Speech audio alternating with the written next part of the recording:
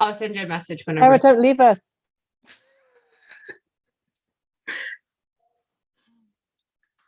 Need to be able to see the chat.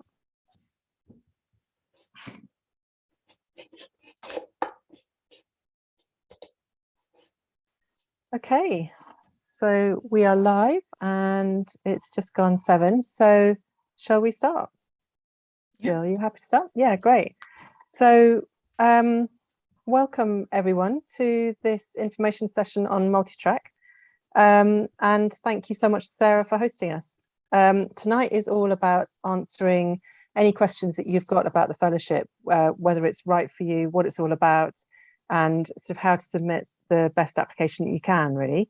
But if you come away after tonight and you've still got questions and anything doesn't make sense, please do go to our website and you can always get in touch with us through that and ask us any more questions. And we can put that in the chat, but it's multitrack.uk. So just to introduce ourselves, my name is Deborah Dudgeon. I'm one of the Multitrack organisers, and I'm a freelance executive producer in making podcasts and radio programmes across a range of different companies. And I'll hand over to Jill to introduce herself.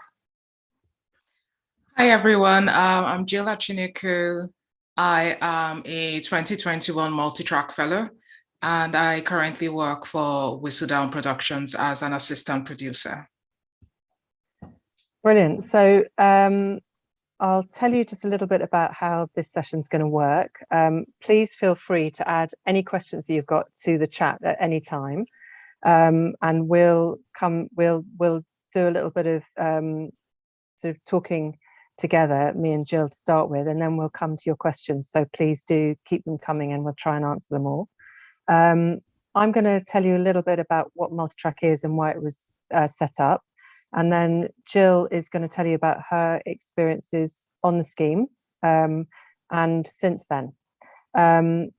So Multitrack was set up to try and address some of the really kind of glaring inequalities in the audio industry, where it relied for a long time on unpaid internships and a kind of quite closed network of people who just knew how to get into the industry.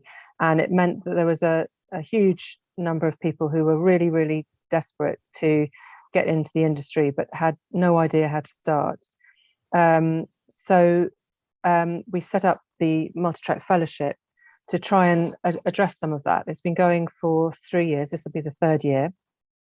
And it's aimed at people who are underrepresented on the basis of race, disability, or socioeconomic background. And also just people who are trying to work out how to get their foot in the door, basically. We coordinate different independent production companies to provide placements at the living wage for trainee producers who'll spend a month at each production company, or at a production company, doing really hands-on work and being supervised and mentored during that time. And you have 2 of those placements in total. So the fellowship's got 3 kind of prongs to it. The first is the internship, the placements, which is, as I said, 2 months at 2 different production companies.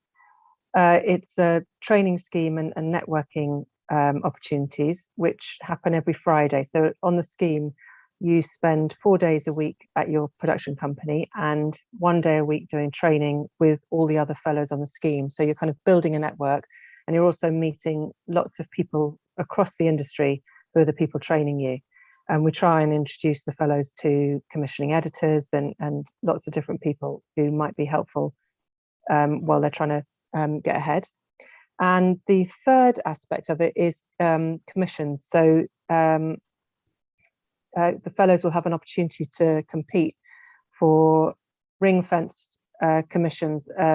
They could be at the BBC, they could be at Audible. We're just negotiating all those at the moment. But last year, we had 3 Radio 4 documentaries and 3 Radio 3 documentaries that the fellows won, which was brilliant, actually. So you're supported to pitch those ideas and then to make them with one of the production companies. And the scheme is very much aimed at people who want to be producers, making radio programs and podcasts. So I'd say that if your main ambition is to be a presenter, this possibly isn't for you. And if you want us to give a bit more detail about what a producer does, what it actually is in this industry, put a question in the chat and we'll try to get to that more specifically. And just quickly, practicalities of this year, we are soon to confirm the host companies, which companies will be offering placements. And we're trying as hard as we can to expand outside London, to offer more placements outside London. But it all depends on which companies offer placements. So we know we can offer at least a placement in Manchester, and we're hoping to be able to offer more as well outside Manchester and London. But keep your eye on our socials for confirmation of that. And applications are open until the 2nd of May. So, Jill, if I can just ask you a little bit about your experiences both last year on the fellowship and since then, that would be great. So tell us a little bit about your sort of journey into Multitrack. What got you interested and what made you decide to apply? When I came across Multitrack, I was in this sort of floating in a way. I was trying to decide what next I was going to do in my career. I'd been in admin for 10, 15 years, felt like my brains were melting out my ears, and I knew I wanted to do something creative. I could write. I'd done a bit of audio in the past. I dabbled in video. So I knew it was something I wanted to do creatively. And I saw someone retweeted Multitrack onto my timeline, and that's how I saw Multitrack. And I started reading through what a producer was, even though I had no idea that that was that it was something called a producer. I'd listened to many podcasts. Obviously, I hadn't listened to the credits, very obviously. So I'd done audio in the past. I knew I'd done all these things. So it was things like editing audio, writing the scripts, finding guests, people to speak to. And when I saw that, I was like, okay, this is something I've done before. And then I decided to apply.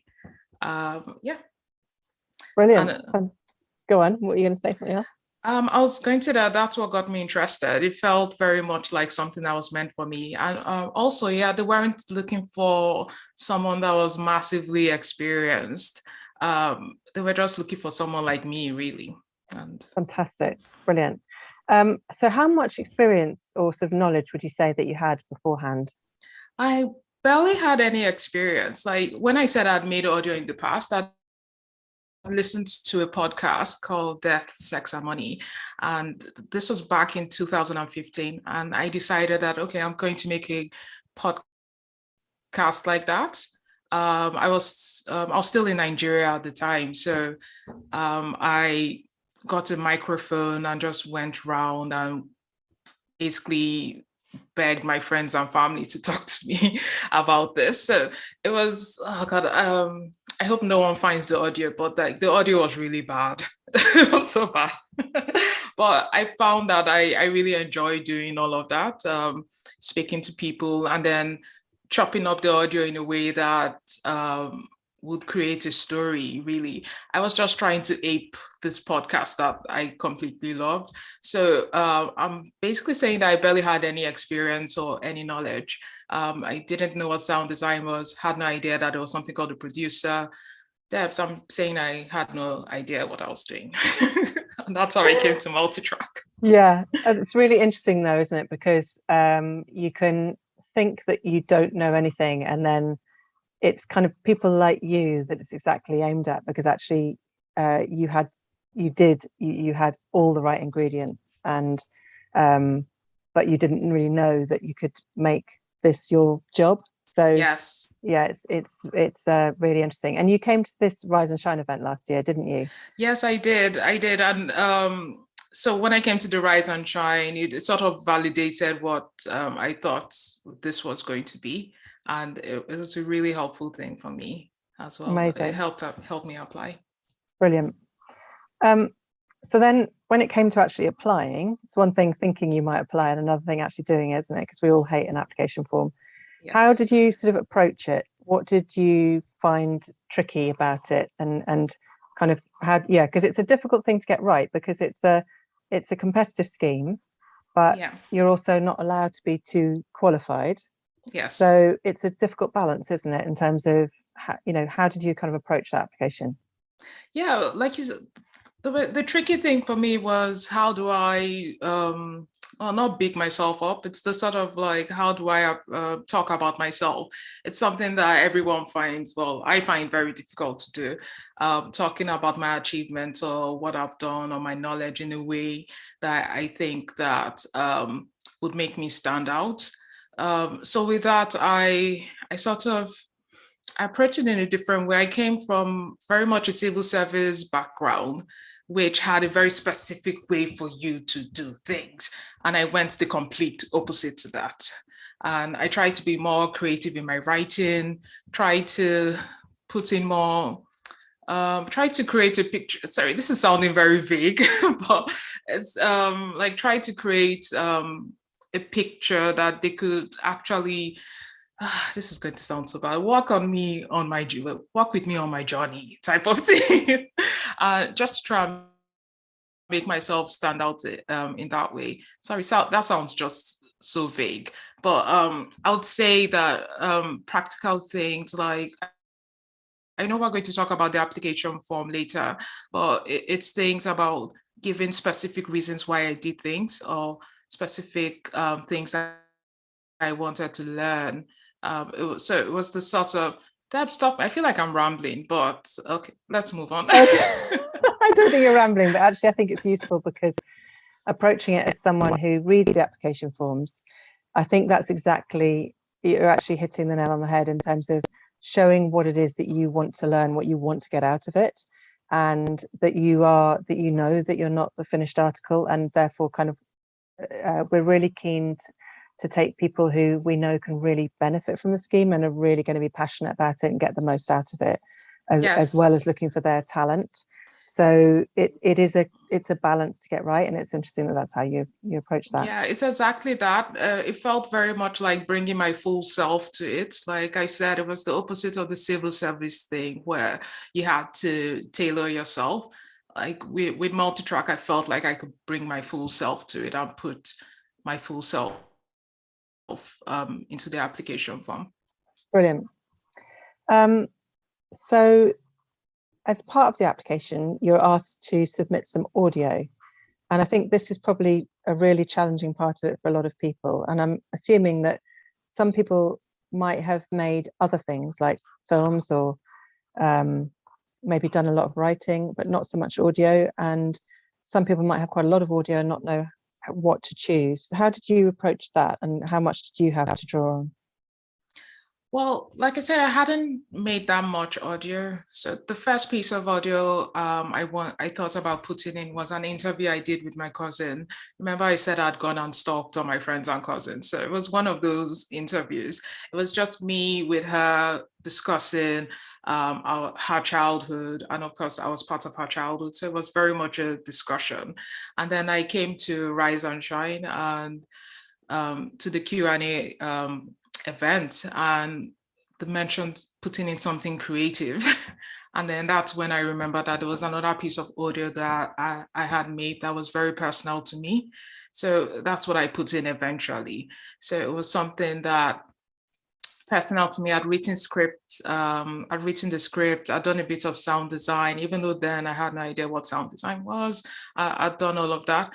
So I'm not saying that you need to bring out like your deepest, darkest piece of work. I think you should actually submit something that resonates with you, something that your feelings are sort of in it, because that will come across to whoever reviews your audio, whoever reviews your application, what you felt at the time.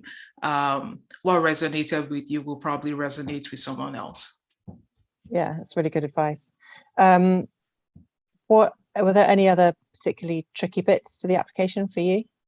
Yes, what I wanted out of the fellowship, because I definitely wanted a creative job, but thinking about what I actually wanted from the fellowship was a bit difficult for me.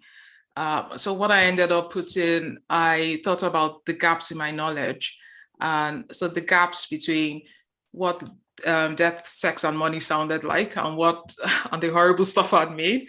And then what was in that gap, that's what I ended up putting on the application form, because I was very much aware that what I made wasn't sounding like that. And I also thought about what I wanted to get in respect of like networking, knowledge about how to market your podcast, things like that. And yeah, that was the other tricky bit for me. Why do you think that was Having to think difficult to about what I know? wanted. Sorry. Yeah, it was difficult because I guess I was sort of still sorting out what I wanted to do with my life in a way. So I knew specifically I wanted to do something creative. I knew that I really loved audio as well. And that was quite difficult. It was sort of like going into myself and trying to figure out, like, actually, like, if given this opportunity, like, what else can I do with this opportunity? And I think I remember putting in things like I wanted to mentor people as well. And this would give me the skills to be able to teach other people audio. So it was really not only just thinking about what I was going to get in the present, but also looking forward in the next 2 or 3 years, like what else, like what path can Multitrack actually put me on that will lead to something that I actually want to do. Amazing. So you obviously did a good job with the application because you got an interview. Can you tell us a bit about that process, kind of what you had to do for the interview and what happened in the interview, that kind of thing? Okay, so prior to the interview, we got an email, of course, confirming that you've made it, and also to come to the interview with a pitch, with an idea that you would like to get made. It wasn't about PowerPoint slides or anything that I would usually use as a crutch, because I'm a PowerPoint person. I had to come with my idea and discuss it. And that was the best interview ever, Debs. Like, I loved the interview so much. It was, because the interview was very much asking me about what I liked to do, what I like to listen to, very much interested in myself. So it felt very much like a conversation and not a grilling. Like I said, I'd come from the civil service background where you have to think about, okay, what was the situation? What did I do? What was the result? Was absolutely nothing like that. It was things like, what do you like listening to? What are your areas of interest? It's just you chatting about what you actually like to do. And then how I approached the idea that I selected to discuss. It was an idea that I'd had before, but had no idea how to execute it. So I had to think about what the structure was going to be, what the idea was about, why that particular idea at that time, because I found out that that's very important. Like, it has to be relevant, and also what it was actually going to sound like as well, because you have to create a situation where people can hear what you actually want to make, and that's what sells your idea. And yeah, that was my really the best interview ever. That's really good to hear. That's really good to hear. So then I think whenever you do something like this, you're always convinced that everyone else is better than you, and that, we all have imposter syndrome, don't we, with things like this. So when you then got onto the scheme, and you met the other fellows, what was your sort of impression in terms of, like, you were a group of 10? Yeah. So did everyone have the similar background to you, or like, where did people come from, and what did you make of the kind of different experiences in the room? Yeah, people had come from various backgrounds. They were, obviously, I was like the beginner, so like practically everyone had more experience than I did. But it was definitely not anyone that was like a hotshot type of producer. Everyone, even though we had our strengths, we also had a lot to learn. So, and people came from so many different backgrounds. Like, one of my friends came from Boohoo. Charlie was a teacher. So like, so many different backgrounds that it completely put me at ease. It didn't feel like I was in this room and everyone knows things that I don't know, and me being afraid to ask any questions. So I would say that, yeah, so many like very varying levels of experience, but not anyone that was this super hotshot type of person. Yeah, and in my experience, the kind of you'll find that you'll have one training session where person A is really confident and it's something that they know a lot about, for example, research or um, kind of maybe just like professional skills. They're really comfortable in that. And then somebody else might have been maybe working in the music industry and be really confident with sound design. But Yes. but then they've never done much writing or research, and so they find those bits difficult. And I find that across the kind of year group, people have different strengths and weaknesses, and none is better than the other, are they? They're just all coming into the room with different things. Yes, Yeah. exactly. Yeah. Okay, so then what about the fellowship itself? Can you tell us a bit about where you were and what you did and how it worked? Okay, so with the fellowship itself, like what Debs has said, so it's 4 days. So sorry, you're placed, it's 2 months of placement. So you're placed with two different companies. The first month I was with Whistledown, and the second month I was in Chalk and Blade. So 4 days a week you're on your placement, and on the fifth day you going, well, you do training. Yeah, you're going for training, I should say. Like we did ours in 2021, and that was during lockdown. So it was very much a Zoom intensive type of thing. And I'll tell you, my experience was great with both companies. It wasn't the sort of thing where it was the equivalent of having to fetch teas and coffee. It wasn't that at all. It was learning things like okay, when I got there, I got asked what I wanted to learn, what I felt my gaps were, and that's what we actually focused on. So I wanted to learn how to write scripts better, how to edit, how to do a bit of sound design. Um, and that's what I did. That's what I got trained on. And I ended up producing a bit of audio for them as well for Whistledown.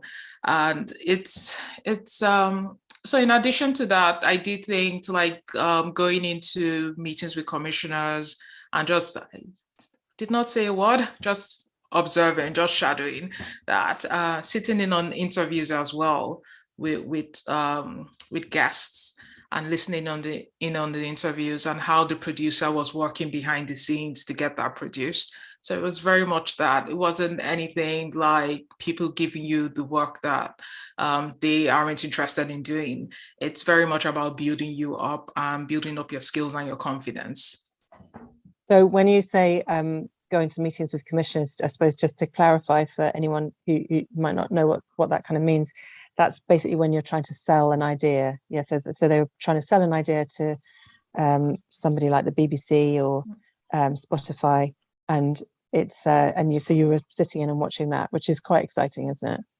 Yes, it was. It was very interesting actually, and it sort of taught me about how ideas are commissioned, and what I am coming away realizing that you have to convince this one person to take your idea, and seeing how the producers actually manage that, like manage the commissioner's expectations, manage the ideas that were, because the ideas that we took into the room were ideas that other producers had submitted, and how they actually sold those ideas to the commissioner, based on whoever commissioner was speaking to them at the time.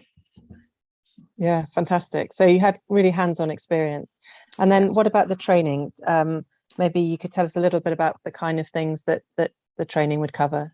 Yeah, the training covers everything. It literally covers everything. So research, we had a session on research, how to do research, interviewing, location recording, remote recording, script writing, structure and narrative. Like I could go on and on, but it was literally everything. And what I loved about the training was that it started from zero. So it was very basic. And then built up from there. So it wasn't the sort of thing that you had to have prior knowledge before getting into the room.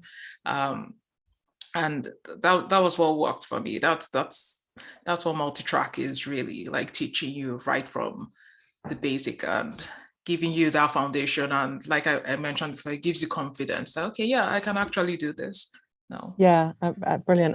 And I think also, what's it like different for you? Because as you say, you were doing the fellowship during the pandemic, so you weren't actually going into those companies, but the training is delivered by different companies for professionals who are working in the industry. So did you find that you got a sense of the different companies by having training delivered by different people each week? What was that like for you? Yeah, you get a sense of the different companies because when they come to do training, the sort of samples that they bring with them as well, like you get to hear so many different types of audio, and so you get a sense of the companies that way. So then, I suppose after the fellowship, you kind of have a bit of an idea of which companies you might want to approach for more work or anything like that. No, I loved all of them, Debs. You're not going to put me in that situation. I wasn't looking for a dodgy answer. That's really good. So yes, so since then, oh no, the commission, of course. So then did you pitch an idea for the commission? Yes, I did. So we got the opportunity to pitch to BBC Radio 3 and BBC Radio 4, but I only pitched to BBC Radio 4, which makes me sound lazy, but I know my strengths. So I only pitched to BBC Radio 4. And the great thing about that was that I was supported throughout the whole process. I'd never pitched before, had absolutely no idea. I think I remember almost crying to you, Debs. I have no idea. Oh God, like I know absolutely nothing. But you get given an executive that basically literally holds their hand like throughout the whole process. And that's what happened with me. I discussed my idea with her, went away and wrote up the idea. We had to write 1,000 words or 2 A4 sheets of paper. Yeah. And sent it back to her. She gave me her thoughts and we tweaked it until it was time for submission. And I ended up getting a commission from there. So it was congratulations, because that's a real achievement, because it's stiff competition. So have you made yours yet? No, I haven't. It's out in November. So I'm working on something else right now. Fantastic, you've got that lined up, but that's really exciting. So you'll have and you'll be the producer on it. You'll be named producer. Yes, so I'm producing it and trying not to freak out, but yes. So you're working in admin, and by all accounts doing something you're not very interested in. You did the fellowship that ended about a year ago, a bit more than a year ago. So tell us what happened since then. What happened after the fellowship, and what you're doing now to tell us about what's happened since then. Okay, so after the fellowship ended in March, and then we did the commissioning process during April. And I actually went back to work in admin for a month because I'm just not used to not having a job, really. And then in May, the company I was placed with, Whistledown, the first company I was placed with, offered me a job. So I've been working with Whistledown as an assistant producer since last May.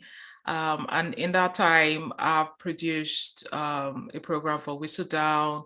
I've also gotten 2 other commissions from the BBC World Service, pitching through Whistledown. And at the moment, redeveloping an idea that I submitted to BBC Radio 3 and hoping to get that commissioned as well. So that's what I've been doing, working for Whistledown, and that's amazing. That's really, and actually I just thought we should mention that Whistledown is based in London, but you're not, are you? Yes, I'm not in London, I'm in Bristol, so I've been working remotely since last May.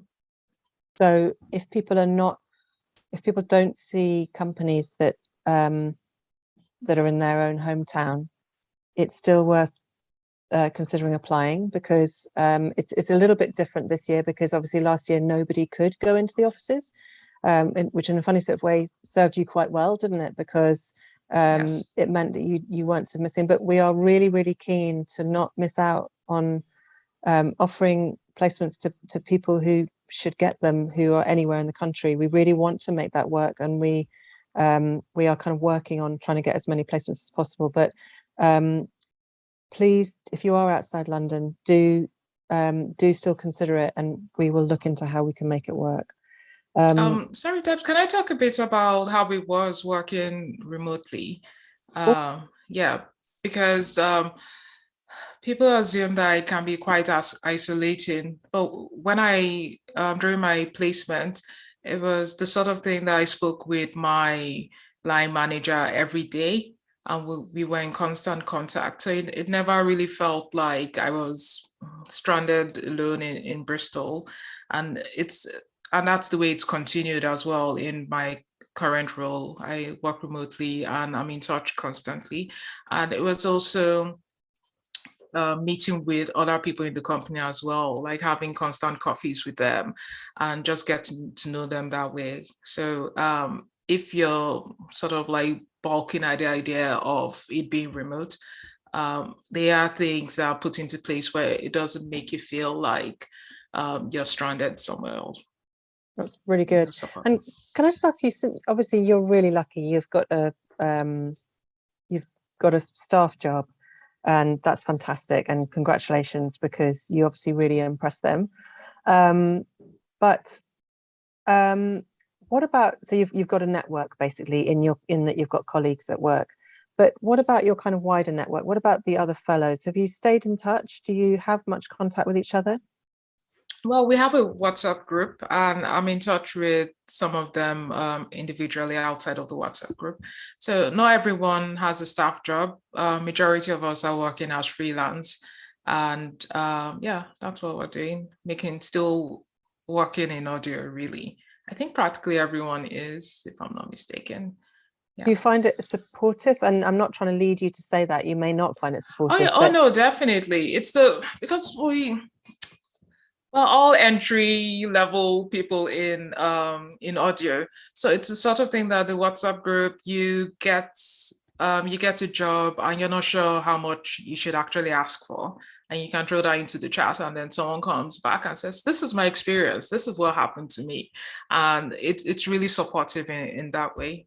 So yes, it's like we are all on this journey together. We all started at the same level and finding out things almost at the same time and helping each other along. Fantastic.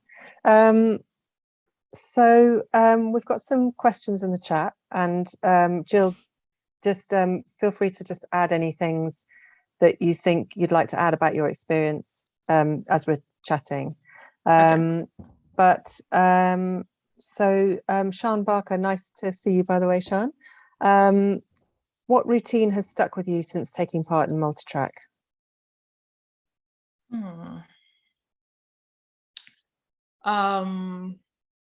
I'd say that, oh yeah, the amount of Zoom that I did has helped me with networking, oddly enough.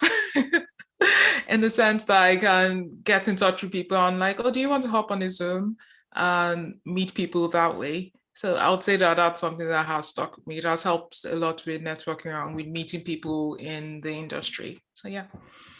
If we hadn't all been kind of pushed onto Zoom, do you think you wouldn't have necessarily had the same confidence to ask to meet them in person? I don't think I would have. It wouldn't have even occurred to me that you could do that. So yeah, that's definitely something that has stuck with me. And perhaps we could both kind of answer this one, but what interview tips have you picked up from your experience so far?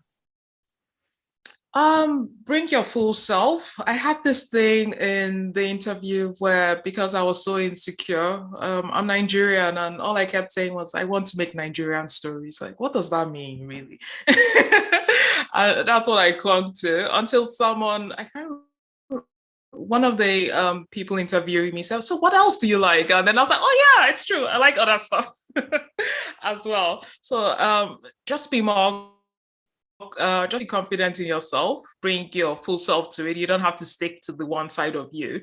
Multitrack is looking for the full self, really. So that's why I remember from my interview. Yeah, I would really agree. I'm interpreting this as the same way as you did in terms of going for an interview for something like this or a job, but perhaps we could, I'm not sure if actually the question might be asking about interviewing people for programs. So maybe we'll kind of think about both, but I would completely agree. I think what I've learned over the years is that if you don't bring your full self and you're trying to second guess what they're looking for and to be that person instead, I think it comes across, and I think you're not doing yourself any favors, because it possibly doesn't suit you anyway if you're trying to be something else. So I'd say certainly for Multitrack, we really want you to be you, to feel confident in telling us the truth to the answers, not what you think we're trying to hear. And that's really what we're after, because then we can find the people that we really think genuinely really want it and are passionate about this. And then in terms of, in case that isn't the question that you were asking, if it's about how to interview people for a podcast, say, I would say that my 2 tips would be to really prepare well, to make sure you've kind of done your research on the person so that you're not insulting them by wasting their time, but then to be prepared to be really flexible with that kind of list of questions, and just to listen really carefully to what they're saying and respond to it and follow on, so that the listener isn't frustrated by somebody who says something really interesting in the interview and then the questioner moves on to the next question rather than listening and following up what was actually really interesting. That'd be my tip. What about you, Jill? What would you say about interviewing people? Research, really, like you said. There's a podcast I love, Talk Easy with Sam Fragoso, and that's it. His research is just crazy. It's the sort of thing like he asks the question and the interviewee has to stop and think, and you can hear the person thinking, where did you get that from? So I think that's a top tip I'll give, like, do your research. And it shows a lot of respect for the person you're interviewing. And it doesn't come across to the person like this is just a generic thing. This is like any other interview that I've done before. So yeah, research is very important. Yeah, really agree. There's another question here from Ruby. Thank you, Ruby. The question is, do you usually get jobs through networking or having a portfolio, or a little of both? What do you think, Jill? Do you know how would you answer that? I'm a in staff person, so I really can't answer this. But I'd say it's a mix of both, because the industry it doesn't work like a corporate industry where a lot of the jobs are not applied. What's the word? Advertised? Yes, exactly. So I'll say networking is quite important. And I'm an introvert. So if you're an introvert and you're already like shrinking into yourself at the thought of networking, like I said, the way I do it is inviting, like asking people if they'd like to jump on a Zoom call. And the one-to-one thing, it's definitely easier than going into a room full of people and networking in that way. It's much easier to network one-on-one. So yeah, I'd say, like, for other people, my other fellows, it's through networking. And yeah, having a portfolio, you have to show that you can actually do the job that someone wants you to do. So you should have somewhere, a little website that you can draw on your audio samples, that you can direct someone to go there. Yeah. It's really interesting, isn't it? Because I think it probably depends where you are in your career. I think if you're just starting out, people don't expect you to be able to produce work that to be able to show them what you've already done. I mean, in some ways it does help if you've got even something that you've done in your spare time, or say in a voluntary capacity or anything like that. That's absolutely fine. You can send them that. I think it's just as good if you are quite new to the industry to say what you're really interested in, and what maybe you've written some articles, or maybe you've made some videos. That can be just as useful. It sort of depends what the particular requirements are for the job. And in terms of networking, I think the industry, there's a big movement to try and make it less dependent on networking, because, as you say, Jill, not everyone is comfortable doing that. And it's, of course, it's useful to have contacts. It definitely helps. It would be, it'd be not truthful to say that. But there are lots of other ways that you can try and kind of get around that. So Rise and Shine, for example, always tweeting opportunities as a Multitrack, and there are other people as well. If you follow Rise and Shine, you follow Multitrack, you'll soon find the kind of network of people who are always posting jobs, and you can try and kind of create almost a network of your own of those people and that come into events like this, and just try and just just keep applying. If you're a little bit further up the scale, then I think people do want to hear something you've made, and you don't necessarily have to have a website. I think it's a really good idea too, but as long as you can send some links to things you've made, that really helps.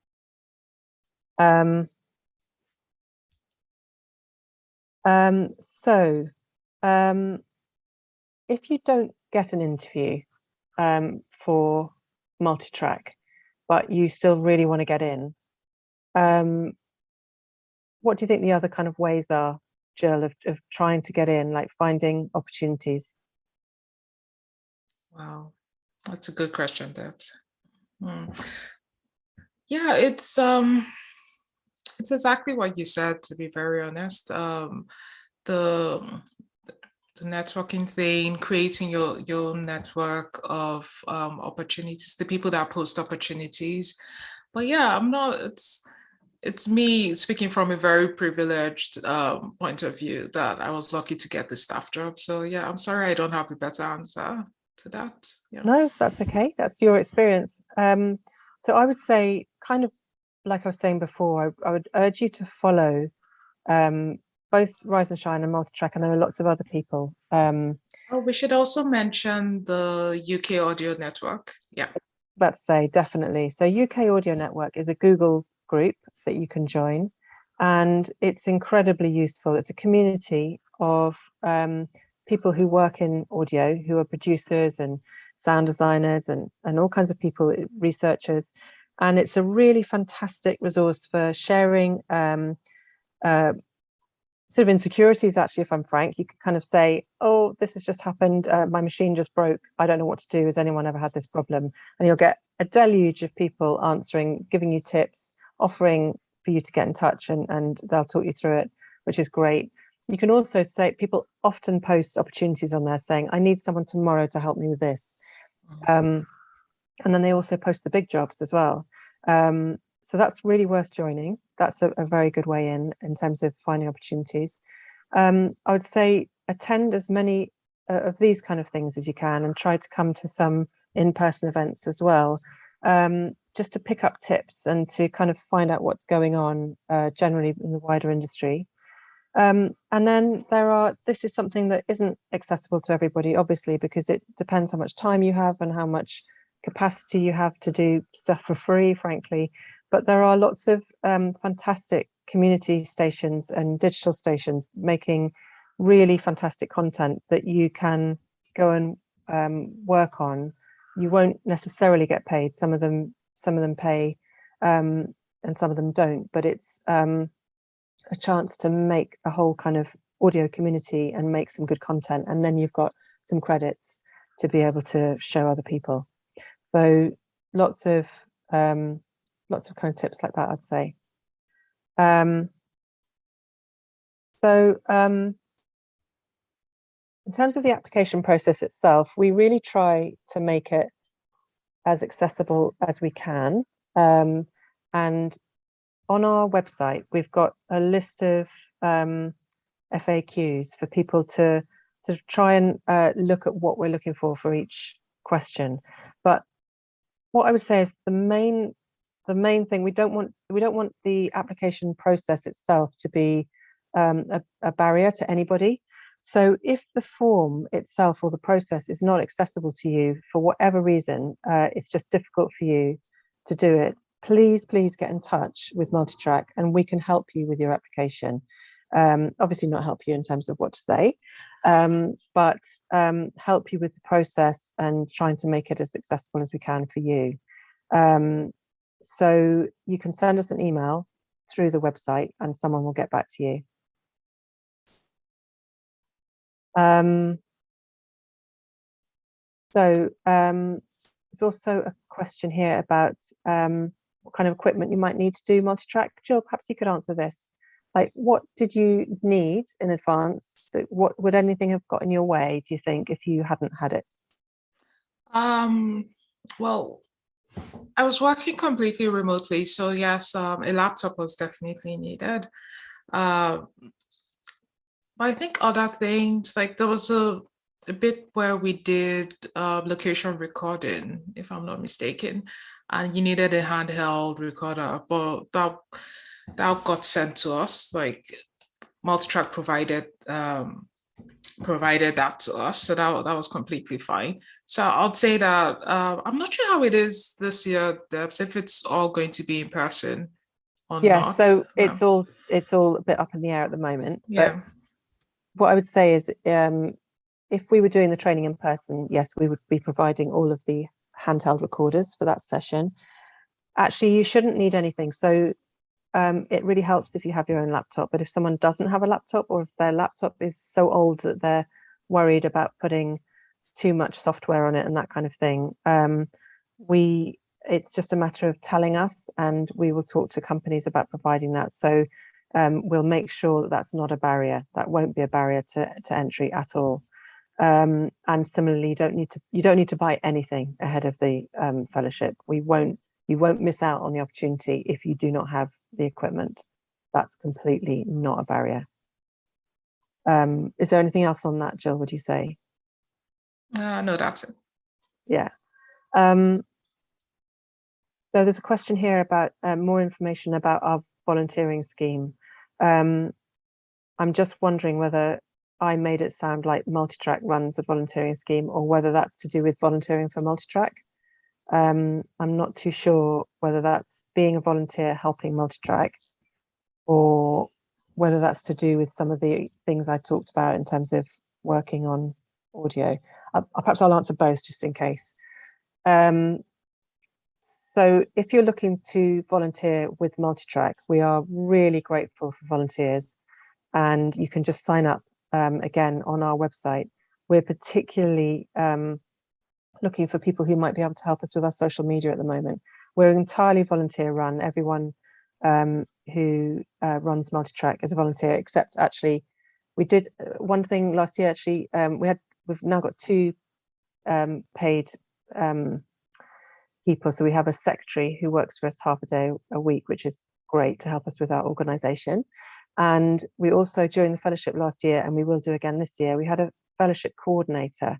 And Jill, could you tell us a little bit about that role? Because, and I will come back to the other volunteering aspect, the other side of that question in a minute, but just tell us about the fellowship coordinator, because I think that was a new role last year. Yeah. We hadn't had it in the first year.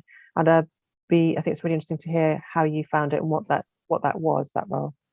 Okay, so we had a fellowship coordinator that was basically the person that you met with once a week. You could organize whatever time you wanted to meet with her, and she was our support person. So if it was something that happened to you during the placement and you didn't feel like you could go to your line manager, you could speak to her about it. And the way I worked with Jen was a lot of my insecurities came up during that time. So she helped a lot with that as well. So it was really someone to listen to you, someone to give some practical advice. When anything serious happened, she could feed that back to the Multitrack steering committee, provide solutions, like an all-round support person. And it was really helpful, especially working remotely as well, that you had this other person that you could go to. You could speak to your fellows, you could speak to your line manager, or if none of that, if you felt like none of those people could actually help, you could speak with Jen, who was the fellowship coordinator. So it was a really, really important part of the fellowship for me.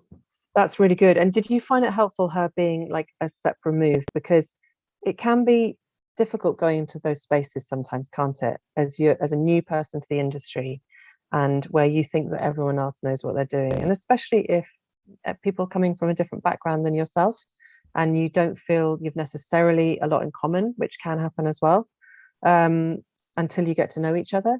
So having someone who's not part of the Multitrack team or the company, did you feel able to talk freely to her about anything that that might have happened at work, or that, like you're saying, you're talking about your own insecurities? Was that a kind of important aspect of it? Yeah, it was a very important aspect. Like you said, it was me coming into this completely new situation, and not floundering in a way, but it was floundering in a way, let's be honest.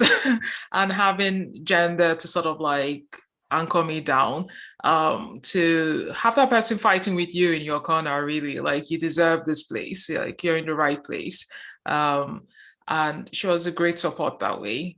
So yes, it was that extra step. You weren't just left to sort of drowning in all these thoughts that you're having, in all these insecurities. Like, you could always speak to Jen about them, and it was a really good help. Yeah, fantastic. And if we took that question in a different way, and if the question was actually about the kind of places you can go and volunteer to make radio, have you ever done that, Jill? Yes, I volunteered with our community radio here in Bristol, very conveniently just down the road from me. So yeah, I did some volunteer work with them for about 5 weeks or 6 weeks. They're always looking for volunteers. So I believe that will still be the case. Like, find your local community radio and volunteer with them. Mm-hmm. Yeah. And what about, I suppose there's quite a few sort of music ones. Yeah. I don't know about the music ones, but I also volunteered for the British Library as well. Oh, amazing. Yeah, at some point. Okay, cool. So I'd say just look up some kind of digital radio stations in your area, or that you're interested in, that it's worth being with somewhere that you actually like, that you like what they do, and getting in touch with them direct, or local community radio, as you say. Um, so we've had people apply to Multitrack from all kinds of backgrounds, like literally. There isn't anything, I would say. There's no kind of barriers apart from the fact that you need to be over 18, and there's no maximum age, so you can be, you could be any age and apply. We are looking for people who have not found it easy to apply for whatever reason. It might be simply that you just can't, you don't know where to start. You don't know how the industry operates, and you just really wouldn't know where to start.